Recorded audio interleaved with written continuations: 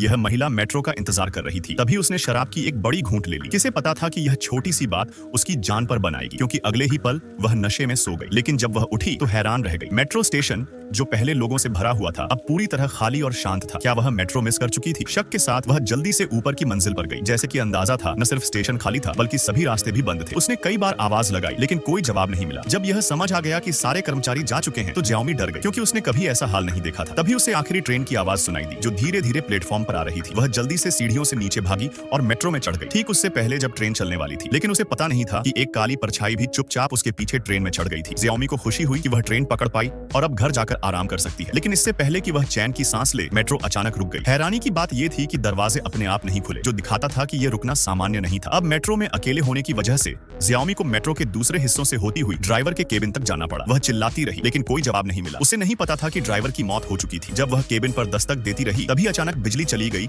और सब अंधेरा हो गया। ज्याओमी डर के मारे सिमट गई। तभी उसने देखा कि उसके पीछे से एक हल्की रोशनी आ रही है। उसे लगा कि शायद कोई मेट्रो का कर्मचारी है, तो वह मदद मांगने दौड़ी। लेकिन जब वह उसके पास गई तो वह आदमी कुछ नहीं बोला और धीरे धीरे उसकी ओर आने लगा। ज्याओमी को डर लगा कि शायद यह आदमी उसे नुकसान पहुंचाने आया है, तो वह भागना चाहती थी लेकिन पैर फिसलने से गिर गई। जब वह आदमी पास आया तब उसे पता चला कि वह उसका साथी था, जिसे वो पहले से जानती थी और जो उस पर फिदा था। उस आदमी को ज्याओमी की खूबसूरती बहुत पसंद थी और उसने उसका भरोसा जीतने के लिए ये गंदी चाल चली थी। उसने ज्याओमी से अकेले में बात करने को कहा और फिर उसे जबरदस्ती जमीन पर गिरा दिया। तभी मेट्रो का एक दरवाजा अपने आप खुल गया और एक अजीब ताकत ने उस आदमी को घसीट लिया। ज्याओमी डर गई और उसके पास जाने लगी। तभी देखा कि वह आदमी खून से लथपथ लौट आया। ज्याओमी ने खतरा भांप लिया और भाग खड़ी हुई। वह मेट्रो की गाड़ियों को पार करती हुई आखिरी केबिन तक पहुंची, दरवाजा खोला और अंदर जाकर छिप गई। वह कोने में छिपकर कांप रही थी। तभी दरवाजे के बाहर एक भयानक काली परछाई दिखी। उसे लगा कि अब यहाँ रुकना सही नहीं है, तो उसने ड्राइवर का दरवाजा खोला और पटरियों पर दौड़ने लगी। वह एक सुरंग पार करके अगले प्लेटफॉर्म पर पहुंची, लेकिन वह प्लेटफॉर्म भी खाली था। उसने पब्लिक फोन से पुलिस को बुलाने की कोशिश की, लेकिन फोन में नेटवर्क नहीं था। इतना ही नहीं, बाहर जाने वाला दरवाजा भी